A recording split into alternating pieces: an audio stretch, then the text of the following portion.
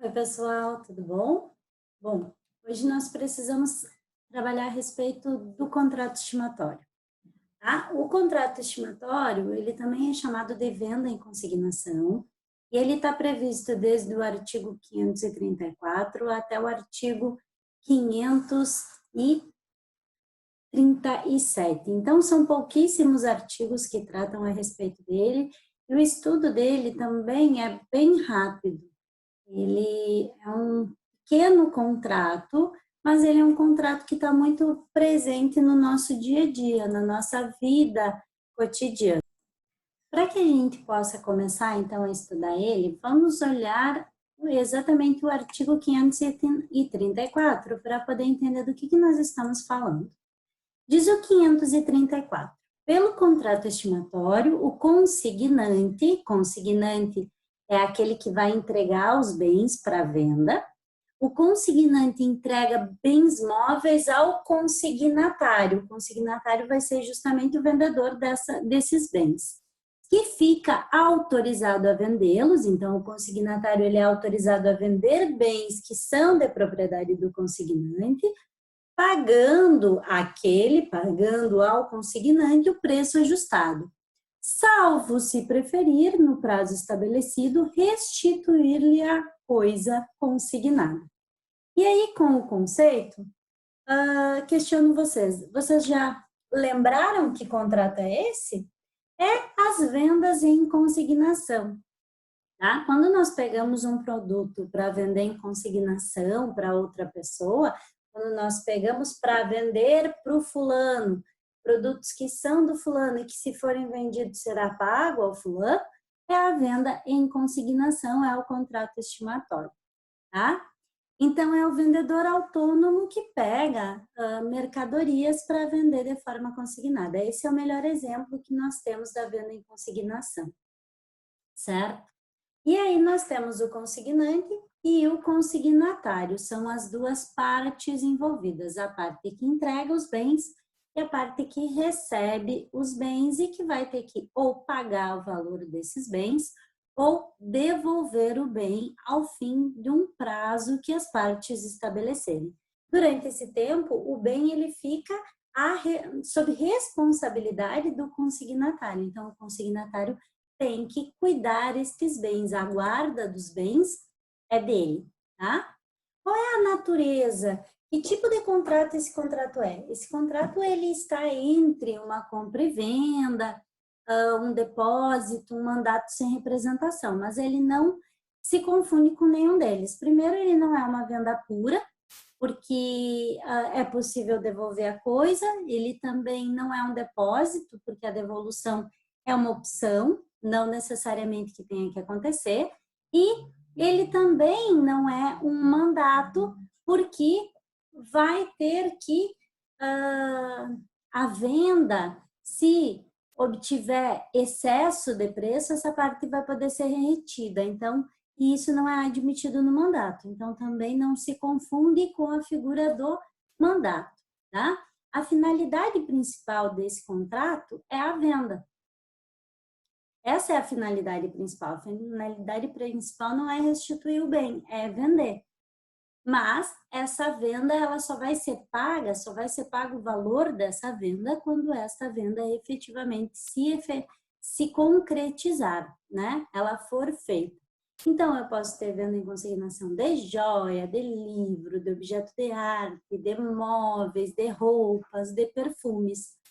Tudo aquilo que seja bens móveis, como diz o 534, tá? Quando nós vamos falar em classificação desse contrato, nós podemos utilizar o professor Flávio Tartucci, que diz que ele é um contrato bilateral, esse é o entendimento majoritário, que ele seja um contrato bilateral ou sinalagmático, tá? Porque as duas partes elas assumem deveres e também direitos, mas tem alguns professores que entendem que ele é unilateral. Por quê? Porque com a entrega da coisa nasce o contrato e todas as obrigações elas são do consignatário, nenhuma obrigação é do consignante. Então, há essa divergência que, inclusive, o professor Tartucci se coloca ao lado daqueles que defendem que seja unilateral, tá? Porque o consignatário é quem tem o dever de pagar o preço, né? Ou de devolver a coisa. Então, a partir do momento que o consignante entrega a coisa, ele já não tem mais um dever em relação ao consignatário. Por isso, alguns defendem ser unilateral. Além disso, ele é oneroso, porque tem o pagamento do preço, né? Ou a devolução da coisa, então tem uma prestação e uma contraprestação. Ele é real, porque ele só se efetiva com a entrega da coisa consignada. Ele é comutativo, porque as partes desde o princípio sabem quais serão as suas prestações. E ele é informal e não solene, porque a lei não estabelece nenhum tipo de solenidade para ele. Tá? Ele vai poder ser instantâneo, mas também vai poder ser continuado, depende. Por exemplo, se for fornecimento de bebida por uma distribuidora a um bar, o fornecimento ele pode acontecer uma só vez ou pode acontecer todos os meses. E aí vai diferir se ele é de prestação instantânea ou de prestação continuada, tá? O artigo 535 traz uma informação extremamente importante para nós. Ele diz: o consignatário não se exonera da obrigação de pagar o preço, se a restituição da coisa em sua integridade se tornar impossível, ainda que por fato a ele imputável. Cuide. O consignatário não se exonera de pagar, se a coisa se tornar impossível, tá? Ainda que ele não tivesse como a ele ser imputado a responsabilidade. Então, se a coisa se torna impossível, o consignatário responde pagando o preço na sua integridade, tá? Nesse tipo de contrato, nós temos duas alternativas. Ou vende o bem e paga o preço, ou restitui o bem.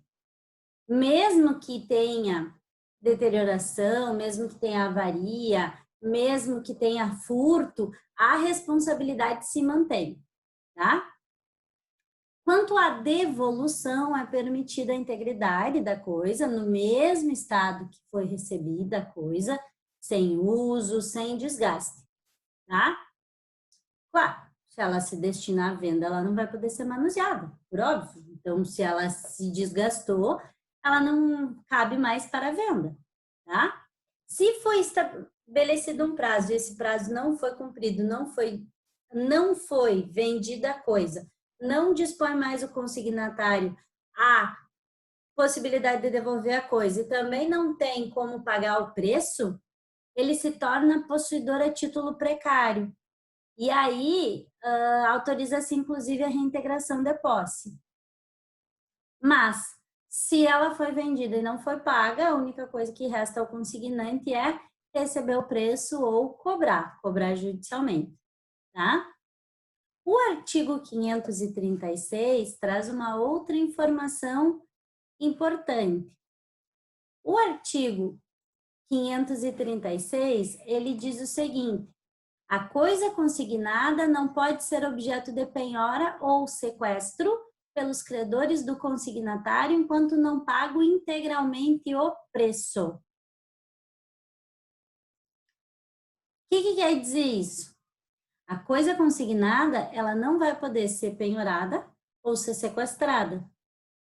Por quê? Porque ela não é do consignatário, ela é do consignante. Ela ainda é propriedade do consignante, então ela não pode ser usada para pagar dívida do consignatário, porque o consignatário só tem a coisa no poder dele por um tempo, até que ou ele venda ou ele devolva o bem, tá? Então, não se transfere propriedade no contrato estimatório, se transfere apenas posse. O consignatário detém a posse, mas a propriedade continua sendo do dono originário, tá? E quanto à restituição da coisa antes do tempo, ou melhor, a venda da coisa pelo consignante. a coisa é do consignante. Ele pode vender a coisa antes dela ser restituída? Como é que isso funciona?